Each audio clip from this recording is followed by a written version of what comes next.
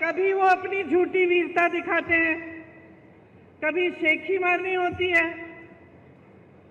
कभी कबीरदास जी को गोरखनाथ जी से मिलवा लेते हैं अपने भाषण में, कभी गटर से गैस बनाते हैं, कभी बादल में मिसाइल छोड़ देते हैं, कभी मांस मछली की बात करते हैं, कभी ईमेल उस समय की बात करते हैं जब ईमेल था ही नहीं, उस जमाने की बात करते हैं कि मैंने तब ईमेल भेजा, कभी हवा में उड़ते हैं तो कभी समुंदर के नीचे चले जाते हैं। हम मैं आपसे एक सीधी सी बात पूछना चाहती हूँ बहनों और भाइयों, आप दूर दूर से यहाँ आए हो एक नेता की बात सुनने के लिए, इन बातों से आपके जीवन का क्या मतलब है बताइए? कोई मतलब है? मेरी बहनें यहाँ बैठी हैं, सबसे बड़ी आपकी समस्या आज क्या है? क्या है? महंगाई है। मुझे लगता है कि कुछ हो गया है मोदी जी को, समझ नहीं पा रहे हैं। क्या होता है ना, कई बार इतनी सत्ता हो जाती है कि लोग सच्चाई बताते ही नहीं हैं, घिर जाता है इंसान, चाहे उसके संघर्ष की कुछ भी उसका अनुभव होता है, लेकिन जब सत्ता इतनी हो जाती है लोग डरते हैं, अधिकारी डरते हैं, जो साथ में काम करते हैं वो डरते हैं कि असलियत ना बताएं, तो वो इंसान कट जाता है जनता से। और मुझे सचमुच लगता है कि मोदी जी कट चुके हैं देश की जनता से। कैसी कैसी बातें कर रहे हैं, जब आपकी समस्याएं सीधी सीधी महंगाई, बेरोजगारी सबसे बड़ी समस्याएं। 10 सालों में आप बताइए मुझे, महंगाई घटी है? बेरोजगारी बढ़ी है कि नहीं? बढ़ी है ना? आपको मालूम है बहनों, आज 45 साल में सबसे ज्यादा बेरोजगारी ये देश देख रहा है। किसकी बदौलत? मोदी जी की 10 साल की सरकार रही है। आज कह रहे हैं कि सिलेंडर को 400 में बिकवाएंगे, तो पिछले इतने सालों से 1200 में क्यों खरीदवाया? मेरी बहनें सिलेंडर भर नहीं पा रही थी, तब कहाँ थे मोदी जी? चुनाव नहीं था ना बहनें, इसलिए चुनाव नहीं था। अब चुनाव आ रहा है तो सिलेंडर का दाम घट रहा है, चुनाव आ रहा है तो महंगाई घटाने की कोशिश हो रही है। नहीं तो अब तक पेट्रोल डीजल के दाम क्या थे? नहीं तो अब तक आप अगर दुकान जाती हैं, आजकल नवरात्रि का समय है, त्योहार का समय है, आप दुकान जाती हैं अपने बच्चों के लिए कपड़े खरीदने के लिए, अच्छे अच्छे कपड़े पहनेंगे इस समय, या कुछ खरीद और जूते खरीदने के लिए, या फिर सब्जी भाजी खरीदने के लिए अगर आप दुकान जाती हैं तो क्या होता है? घबराहट होती है कि नहीं कि आधी चीजें खरीद नहीं पा रही हैं? मुश्किल से आप पैसा इकट्ठा करती हैं। जब कोई बीमार होता है घर में तो इलाज के समय क्या होता है? जमीन बेच देते हैं, अपनी जमीन बेच देते हैं। बच्चों की शादी करानी पड़ती है तो क्या करते हैं? कर्ज लेते हैं। तो जब ये है आपकी स्थिति, जब आपका जीवन हर रोज आप संघर्ष कर रहे हैं, चाहे मेरी बहनें हों, चाहे मेरे भाई हों जो खेती का काम करते हैं, आप बताइए खेती में जो जो सामान आप इस्तेमाल करते हैं वो महंगे हुए हैं कि नहीं? पेट्रोल डीजल तो छोड़िए, लेकिन हर चीज पे आपको जीएसटी देनी पड़ती है कि नहीं? उससे क्या हुआ? आपकी मुश्किलें बढ़ी हैं। खेती किसानी में से जो नौकरियां, जो रोजगार मिलते थे वो बंद हो रहे हैं, क्योंकि खेती से कमाई नहीं हो रही है। जो सामान आपको इस्तेमाल करने होते हैं, चाहे खाद हो चाहे कुछ भी हो, उस पे जीएसटी भर भर के आपकी कमर तोड़ी जा रही है। महंगाई से आप जूझ रहे हैं, आपकी कोई सुनवाई नहीं है। ऐसे कानून लाए थे ये लोग कि सिर्फ बड़े बड़े अरबपतियों के फायदे के कानून। जब किसानों ने आंदोलन किया, दिल्ली में गए, महीनों के लिए सर्दी में बैठे, प्रधानमंत्री जी का घर कुछ किलोमीटर दूर था, प्रधानमंत्री मोदी जी निकले ही नहीं, बात नहीं की, सुनवाई तक नहीं की। ये नहीं सोचा कि लाखों किसान महीनों से सर्दी में बैठे हैं, उनकी कम से कम हम बात सुन लें। फिर क्या हुआ? उस समय उत्तर प्रदेश का चुनाव आ रहा था। उत्तर प्रदेश का चुनाव आ रहा था, किसान बैठे हुए थे बाहर दिल्ली के, महीने बीत गए, किसी ने पूछा नहीं। जैसे ही चुनाव आने लगा, मोदी जी ने काले कानून रद्द कर दिए। तो आप नीति समझिए और नीयत समझिए। इनकी नीयत ठीक नहीं है। इनकी नीतियां सिर्फ बड़े बड़े अरबपतियों के लिए हैं। आपने अभी कहा जमीन बेचते हैं अगर जरूरत पड़ती है। आपने कहा किसी की शादी होती है, जमीन बेचनी पड़ती है या कर्ज लेना पड़ता है। आपने देखा होगा कुछ दिनों पहले एक बड़े अरबपति के बेटे की शादी हुई। आपने देखा होगा कि किस धूमधाम से शादी की। ठीक है, बुरी बात नहीं है, जिसको जैसा करना है करे। लेकिन आपने कभी सोचा है कि इतना पैसा कहां से आ रहा है? इतना पैसा कहां से आ रहा है? इतना पैसा इसलिए है इन लोगों के पास क्योंकि मोदी जी ने इनके कर्ज माफ किए हैं। 16,000 करोड़ रुपए के इनके कर्ज माफ किए हैं। अब आप सोचिए, 16,000 रुपए का कर्ज था, माफ किया गया, और जो किसान सड़क पे बैठा हुआ अपना हक मांग रहा था, जो किसान 10,000 रुपए के लिए आत्महत्या कर रहा है, जो किसान कर्ज में डूब रहा है, उसका कर्ज माफ करने की बात ही नहीं।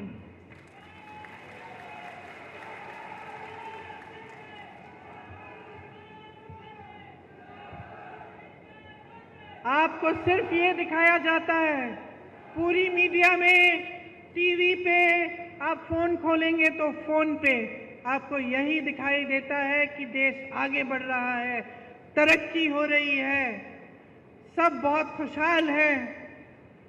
ये सच्चाई है क्या?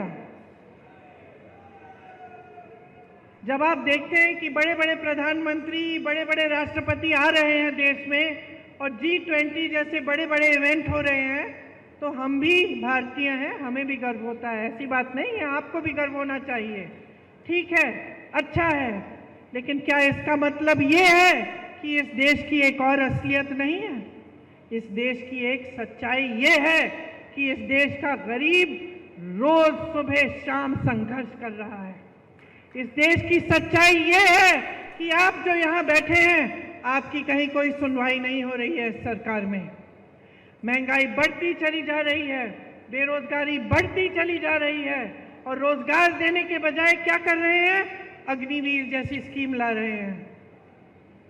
राजस्थान ने, उत्तराखंड ने, हरियाणा ने, पंजाब ने, यूपी ने अपने बेटों को अब हमारे सरहद पे भेजा, शहीद होने के लिए भेजा। आज की बात नहीं है, पीढ़ियों से आप भेज रहे हैं। आपके दिलों में देशभक्ति की भावना है, आपके दिलों में देश के लिए प्रेम है। आप कहते हैं कि हमारे बच्चे जाएंगे, रक्षा करेंगे देश की, और आपके बच्चे जैसे ही नौजवान बनते हैं, दौड़ लगाना शुरू करते हैं। मैंने आंखों से देखा है। मैं जब गिरफ्तार हुई थी, किसानों का आंदोलन चल रहा था, मैं लखीमपुर खीरी में थी, यूपी में। उस समय कुछ किसानों को एक मोदी जी की सरकार के एक मंत्री ने कुचल दिया था। 6 किसान मर गए थे, शहीद हो गए थे। मंत्री के बेटे ने, शायद मंत्री ने जीप के टायर के नीचे कुचल डाला था। हम उन्हें मिलने जा रहे थे। उस समय पुलिस हमारे पीछे पीछे थी और हमें पकड़ने के लिए आई कि आपको गिरफ्तार करना, आप नहीं जा सकते, क्योंकि हम चाहते थे कि हम उनके परिवारों से मिलें। तो सुबह के 3:30 बजे थे, अंधेरा था अभी, और हम एक गांव के बाहर रुके हुए थे कि हम किस तरह से लखीमपुर खीरी पहुंचे पुलिस के बिना, कि पकड़े बिना। उस समय मैंने देखा कि 15-20 लड़के, नौजवान एक ग्रुप में दौड़ लगा रहे हैं। तो अचानक मैंने पूछा कि भाई ये क्या है? अभी तो रात हो रही है, सुबह हुई भी नहीं है, सूरज उगा भी नहीं है। ये बच्चे दौड़ लगाने किस लिए निकले हैं? फिर वो रुके, उन्होंने बातचीत की हमसे, पता चला कि सेना के लिए तैयारी कर रहे थे। इतने इतने से थे, अभी तो उनकी उम्र भी नहीं आई थी सेना में भर्ती होने की, लेकिन तैयारी तब से कर रहे थे। क्या उम्मीदें होंगी उनकी, क्या आशाएं होंगी, दिल में कैसी भावना होगी देशभक्ति की, और ये भी भावना कि अपने माता पिता के लिए बड़े होकर हम कमाएंगे, एक स्थायी रोजगार मिलेगा, सेना में हम भर्ती होंगे, हमारे माता पिता को गर्व होगा और हम उनका देखभाल कर पाएंगे। ये भावना ये मोदी जी समझ ही नहीं पा रहे हैं। जो अग्निवीर जैसी स्कीम निकालते हैं वो ये भावना को समझ नहीं सकते। उन्होंने इन सब आशाओं को चूर चूर कर दिया, इन उम्मीदों को खत्म कर दिया। वो समझे नहीं कि सेना में भर्ती होने का मतलब क्या है नौजवानों के लिए और तमाम देश की जनता के लिए, समझ नहीं पाए। अब उन्होंने वही चीज़ चार सालों की कर ली। 4 सालों के लिए कौन करेगा? एक बच्चा आया हमारे पास मुंबई में, मेरे भाई की यात्रा थी, पास आया, रोने लगा। कहा कि आपको मालूम है 2 बार मैं भर्ती हो चुका हूँ, मेरा नाम आ चुका है सूची में, लेकिन हिम्मत नहीं हो रही है दीदी। 5 सालों के लिए हिम्मत नहीं हो रही है कि मैं ये काम करूं। पिताजी भी कह रहे हैं बेटा छोड़ दो, कोई फायदा नहीं है, 5 सालों के लिए तुम जाओगे, क्या पता क्या होगा, स्थायी तुम्हें रोजगार नहीं मिल रहा है, पूरे जीवन के लिए तुम कमा नहीं पाओगे, वापस आओगे तो क्या होगा। तो अब ये स्थिति हो गई है कि रोजगार बनाने के बजाय आप रोजगार घटा रहे हैं। खेती से रोजगार बनता था, आज खेती में कमाई नहीं बची। छोटे छोटे जो कारोबार थे, छोटे बिजनेस थे, जो यहाँ के इतने सारे व्यापारी हैं, आप रोजगार बनाते थे, आज आपकी मुश्किलें बढ़ गई हैं। जीएसटी से, नोटबंदी से, ऐसी नीतियों से जिससे आपकी भी कमर टूट रही है, जिससे आप खुद कमा नहीं पा रहे हैं। तो ये जो सरकार है ये आपके लिए नहीं चल रही है। देखिए, कांग्रेस पार्टी ने इस बार ये बात गहराई से समझी है। हम इस बात को समझे हैं कि पिछले 10 सालों के लिए मेरी बहनें आपके साथ अन्याय हो रहा है, मेरे भाई आपके साथ अन्याय हो रहा है, किसानों के साथ अन्याय हो रहा है, नौजवानों के साथ अन्याय हो रहा है, बहनें आपके साथ अन्याय हो रहा है। हम इस बात को गहराई से समझ रहे हैं। इसीलिए हम चाहते हैं कि हम ऐसी चीज़ें लाएं इस देश में जो आपको मजबूत बनाएं। जिस तरह से बड़े बड़े उद्योगपतियों के लोन माफ हो रहे हैं, जिस तरह से देश की पूरी संपत्ति इनको दी जा रही है, हवाई अड्डे इनके हो गए हैं, बड़े बड़े कारखाने इनके हो गए हैं जितने सरकारी थे जहाँ से रोजगार मिलते थे, बंदरगाह इनके हो गए हैं। हम चाहते हैं कि ये सारी संपत्ति वापस आपके हाथों में आए, क्योंकि बहुत संघर्ष हो गया है और आप झूठों के बहुत शिकार हो गए हैं। आपको सिर्फ झूठ ही झूठ बताया जाता है, सच्चाई आपके सामने रखी ही नहीं जाती। हमारी इच्छा है और हमने ये घोषणा की है कि केंद्र में जो 30 लाख रोजगार खाली पड़े हुए हैं उन्हें हम भरेंगे। अगर एक नौजवान स्नातक पास होता है और उसको नौकरी नहीं मिल रही है, हम उसको अप्रेंटिसशिप के तौर पे, जैसे जो अमीर लोग होते हैं उनके बच्चे पढ़ाई करते हैं, उसके बाद उनको 1 साल के लिए किसी के में जॉब लगा देते हैं, 1 साल के लिए उनको थोड़ा बहुत पैसा कमा लेते हैं और वो सीख भी लेते हैं। लेकिन गरीबों के लिए ये मौका नहीं मिलता। तो हमने कहा है कि हम आपके लिए ये मौका बनाएंगे। जो बच्चे स्नातक पास हैं उनको 1 लाख रुपए मिलेंगे अप्रेंटिसशिप करने के लिए।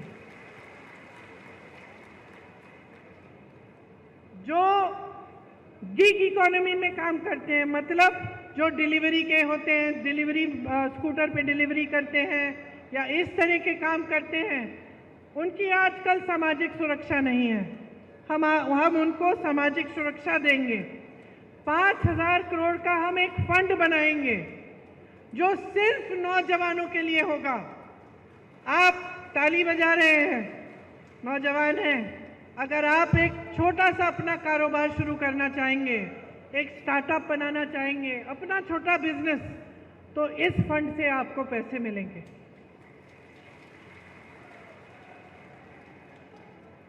आपको मालूम है पेपर लीक की बड़ी समस्या है। गहलोत जी भी जानते हैं कि राजस्थान में भी पेपर लीक हुए थे और ये एक बड़ी समस्या पूरे देश में है, सिर्फ एक प्रदेश की समस्या नहीं है। और बहुत इसको रुकवाने की कोशिश चाहे कितना भी की होगी गहलोत जी ने, लेकिन फिर भी बार बार ये हो रहा था। और पूरे देश में ये एक सिलसिला बन गया है कि जहाँ जहाँ आप इम्तिहान दे रहे हैं रोजगार के लिए, वो पेपर लीक हो रहे हैं, उनमें घोटाले हो रहे हैं, 20-20 लाख के लिए नौकरियां बिक रही हैं। तो इसको रोकने के लिए हम पूरे देश भर में एक कानून लागू करेंगे और एक सख्त कानून होगा। एक जॉब कैलेंडर निकालेंगे। जॉब कैलेंडर का मतलब कि जिस दिन आपकी नियुक्ति होगी, जिस दिन आपका एग्जाम होगा, जिस दिन एग्जाम का रिजल्ट आएगा, वो पहले से तय करके जॉब कैलेंडर में आपको पता चलेगा। अगर किसी अधिकारी ने या किसी ने बेईमानी करने की कोशिश की, इधर उधर करने की कोशिश की, तो उस पर सख्त कार्रवाई होगी। ये कानून लाएंगे हम चाहते हैं कि आप अपने पैरों पे खड़े हों। बहनों, आपके लिए जो महिला सबसे बड़ी महिला है एक परिवार में, उसके लिए 1 लाख रुपए मिलेंगे सालाना, हर साल, ताकि आप कुछ बचत अपनी कर पाओ, ताकि ये घबराहट ना हो कि बच्चों के लिए कुछ खरीदना है, नई वर्दी खरीदनी है, नए जूते खरीदने हैं, पैसे कहाँ से आएंगे। इसीलिए हम आपको सशक्त बनाने के लिए ये कर रहे हैं। और जितनी भी सरकारी नौकरियां हैं पूरे देश भर में, उनमें से 50% महिलाओं को देंगे। आज सबसे शोषित देश में श्रमिक ही होता है, सबसे ज़्यादा संघर्ष करता है, खास तौर से जो पलायन करके जाते हैं। आपने देखा कोविड के समय किस तरह से अपने गांव-गांव तक पैदल चले, क्या हुआ उनके साथ। उनके साथ जैसे मैंने कहा, सुरक्षा नहीं होती है, वेतन भी जो जी चाहे वो दे देते हैं जो ठेकेदार होते हैं। तो हम चाहते हैं कि खास श्रमिकों के लिए स्वास्थ्य का अधिकार हम कानूनी गारंटी बनाएंगे, ताकि जांच से इलाज तक पूरी सेहत और देखभाल उनको मुफ्त में मिलेगी। राष्ट्रीय न्यूनतम मजदूरी हम तय करना चाहते हैं, ताकि आपको 400 रुपए प्रतिदिन के कम से कम कोई नहीं दे पाएगा।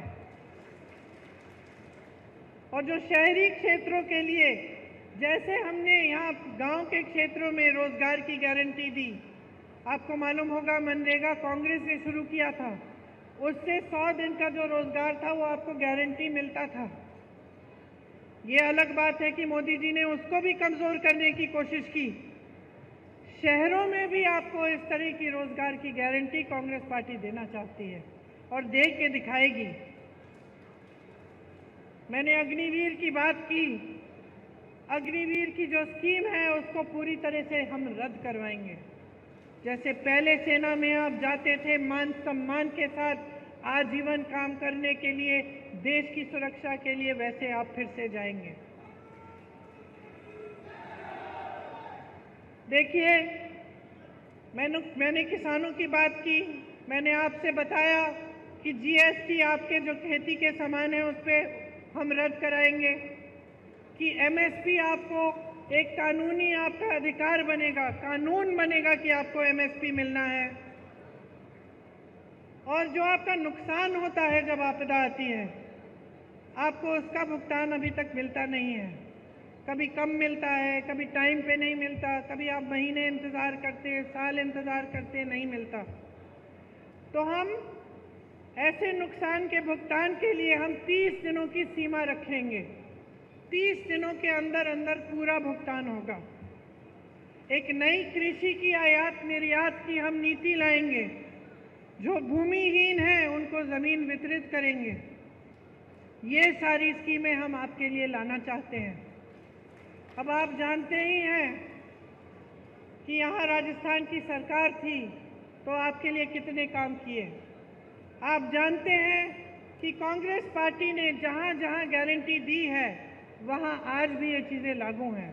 हमने कहा था ओपीएस आप ओपीएस होगा, कर्नाटका में ओपीएस मिल रहा है, हिमाचल में मिल रहा है, छत्तीसगढ़ में जब हमारी सरकार थी मिल रहा था वहाँ पे। हमने कहा था महिलाओं को प्रति माह 2000 रुपये देंगे, कर्नाटका में आज मिल रहा है। हमने यही हिमाचल में कहा था कि 1500 रुपये प्रति माह मिलेगा, मिलना शुरू हो गया है। तो जो बातें हमने की हैं वो हमने करके दिखाई हैं। खोखली बातें नहीं हैं जैसे मोदी जी आपके सामने करते हैं कि 15 लाख आपके खाते में आ जाएंगे। अभी तक नहीं आए, 10 साल बीत गए हैं। कि 2 करोड़ रोजगार मिलेंगे और 10 सालों में बेरोजगारी इतनी बढ़ गई है कि 45 सालों में इतनी बेरोजगारी नहीं है। तो मोदी जी जो बात करते हैं आपसे वो खोखली बातें हो गई हैं। हो सकता है एक जमाने में 10 साल पहले जब शुरू में उन्होंने की थी, हो सकता है उनकी भी इच्छा थी कि वो पूरी करेंगे, लेकिन अब वो इच्छा भी नहीं है। अब साफ साफ दिख रहा है कि सच्चाई को मानने के लिए तैयार ही नहीं है, कि इस देश के गरीब के संघर्ष को पहचानने के लिए तैयार नहीं है। भ्रष्टाचार की बातें करते हैं। शायद इस देश के इतिहास में पहली बार ऐसा हुआ होगा कि दो मुख्यमंत्रियों को जेल में डाल दिया भ्रष्टाचार के बहाने।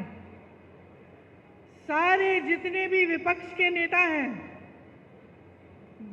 सब पे ईडी, सीबीआई, इनकम टैक्स एजेंसियां इतना दबाव डाल दिया भ्रष्टाचार कह के, और जब चाहते हैं कि कोई उनकी पार्टी में आ जाए तो अचानक वो भ्रष्टाचार की बातें खत्म हो जाती हैं। वही लोग जिनके खिलाफ ये आरोप लगाते हैं, मोदी जी मंच पे खड़े होकर कहते हैं कि ये हजारों करोड़ का घोटाला किया इन्होंने, वही लोग जिस दिन मोदी जी की पार्टी में शामिल हो जाते हैं उस दिन मोदी जी ये सब बोलना बंद करते हैं, केस धुल जाते हैं, भ्रष्ट नहीं रहते, वही लोग पाक हो जाते हैं। और सबसे बड़ा भ्रष्टाचार इनका क्या है? सबसे बड़ा भ्रष्टाचार आज सामने आया है जब सुप्रीम कोर्ट ने कहा कि जिसने किसी भी राजनीतिक दल को चंदा दिया है उसकी सूची निकाल के हमें दीजिए। तो क्या हुआ? पहले तो सूची मिली नहीं इनको। फिर जब फिर से कोर्ट ने बोला कि नहीं सूची दिखाइए हमें, तो सूची निकली और सूची में पता चला कि मोदी जी ने जितने भी भ्रष्ट व्यापारी हैं उनसे तो चंदा ली ही। वो जो पुल गिरा था गुजरात में, उससे जिसने वो पुल बनाया उससे चंदा ली। आप सोच सकते हैं कि ये जो कोविड की जो टीका लगा, आपको जो वैक्सीन लगी, उसको लगाने वाले से भी चंदा ली मोदी जी ने। सबसे ज्यादा चंदा मोदी जी ने ली। जो लॉटरी चलाते हैं उनसे भी ली, किसी को नहीं छोड़ा। सबसे या तो सबको ठेका दिया या किसी के पे एजेंसी लगा दी, चंदा ली, एजेंसी हटा दी। किसी को ठेका दे दिया कि तुम पुल बनाओ, तुम सुरंग बनाओ, तुम सड़क बनाओ, उसके लिए चंदा ले ली। तो इससे बड़ा भ्रष्टाचार कौन सा है? इससे बड़ा भ्रष्टाचार क्या है कि हजारों करोड़ रुपए आपने इस तरह से अन्य लोगों से ली। तो भ्रष्टाचार की जो बातें हैं वो भी इनकी खोखली हैं। कहते हैं यहाँ आकर कि मैं अकेला भ्रष्टाचार से लड़ रहा हूं, पब्लिक से समर्थन मांगते हैं। सच्चाई नहीं है, भ्रष्टाचार से नहीं लड़ रहे हैं। ये सिर्फ विपक्षी दलों का मुंह बंद करना चाहते हैं। किसी भी बहाने किसी का घर ले लिया, किसी पे केस डाल दिया, किसी को जेल में डाल दिया। लेकिन मैं आपसे कहना चाहती हूं कि हम डरने वाले नहीं हैं।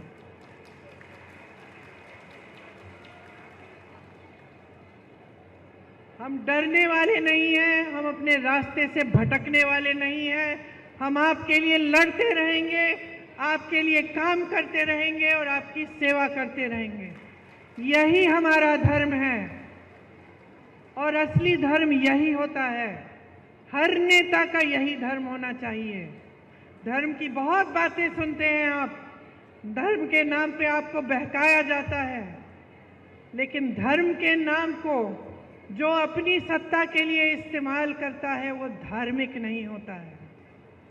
धार्मिक इंसान वो होता है मेरी बहनें जो सेवा को समझता है, जो अपने पास वाले को, जो भाई बहनों की मदद करता है, जो सच्चाई बोलता है और जो धर्म का इस्तेमाल अपने लिए नहीं लेकिन लोगों की भलाई के लिए करता है। इसीलिए मैं खास आपसे आग्रह करने आई हूं आज कि इनकी बातों में मत पड़िए। बहुत हो चुका है। आपने 10 साल अपना अनुभव देखा है, आपने संघर्ष किया है। इस बार इस चुनाव में आपका वोट किसी एक नेता को नहीं मिलना चाहिए। आपका वोट अपने ही पक्ष में जाना चाहिए। आपका वोट अपने लिए लगना चाहिए, डलना चाहिए। अपने बारे में सोचिए। 10 साल गुजर गए हैं, आपके बच्चे बड़े हो रहे हैं, आप मेहनत से कमा के उनको पढ़ा रहे हैं, लिखा रहे हैं, रोजगार नहीं मिल रहा है, घोटाले हो रहे हैं, खेती में कमाई नहीं हो रही है, महंगाई बढ़ रही है। क्या 5 साल और आप ये चाहते हैं? आप ऐसी सरकार चाहते हैं जो ऊपर से ऐसे दिखे कि आपको सोने का कोई डब्बा दे रहा है, डब्बा खोला तो कुछ खाली है, सब कुछ खाली है, और खूब प्रचार के साथ ये कहा जा रहा है कि आपको दे रहे हैं, दे रहे हैं, दे रहे हैं। इस गलतफहमी में मत पड़िए। अगर आपको दिया होता तो आज ये आपकी परिस्थिति नहीं होती। अगर आपको सचमुच एक सरकार मिली होती जो आपके हित में काम कर रही होती तो आपकी आज ये परिस्थिति नहीं होती कि आप महंगाई से जूझ रहे हैं, कि आप गरीबी के दलदल में फंसे हुए हैं। आपको इस दलदल से निकलना है तो एक ऐसी सरकार लाइए जो आपके लिए काम करे, जो आपको गरीबी से निकाले। आपको मालूम नहीं होगा कि कांग्रेस की सरकार ने करोड़ों लोगों को गरीबी से निकाला और बीजेपी की ये जो सरकार है वापस उनको गरीबी में ढकेला है। तो आप समझिए इन बातों को गहराई से। मेरी तो यही आग्रह है कि ध्यान से आप हर चीज को समझिए, अपने जीवन को देखिए। तरक्की आई नहीं आई, तरक्की नहीं आई है 10 सालों में तो फिर से ये सरकार मत लाइए, क्योंकि कुछ बदलेगा नहीं। अगर आप बदलाव लाना चाहते हैं, अपने देश को सचमुच आगे बढ़ाना चाहते हैं तो सबसे पहले आपको खुद आगे बढ़ना पड़ेगा। अगर आप अपने पैरों पे खड़े नहीं होंगे तो ये देश किसी G20 से, बड़े बड़े इवेंटों से आगे नहीं बढ़ सकता। इस देश का गरीब जब सक्षम होगा, इस देश का एक एक नौजवान जब अपने पैरों पे खड़ा होगा, जब एक एक महिला पढ़ी लिखी होगी, जब उसको भी रोजगार मिलेगा, जब देश का किसान गर्व से कह पाएगा कि आज मैंने इतना कमाया अपनी खेती से, अपने बच्चों की भूख मिटाई है अपनी खेती से, तभी ये देश सक्षम होगा, तभी ये देश आगे बढ़ पाएगा।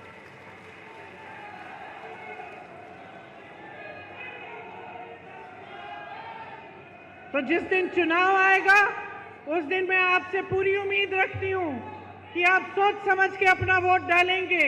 इस बार किसी मोदी सरकार को मत लाइए। ये जो बोलते हैं ना बार बार मोदी सरकार, बंद कर दीजिए इसको। इस बार जनता की सरकार लाइए, अपनी सरकार लाइए, कांग्रेस की सरकार लाइए, ताकि आप मजबूत बने, आपकी शक्ति आपके हाथों में आए, आपकी संपत्ति आपको वापस मिले और आपका, हमारा देश आगे बढ़े।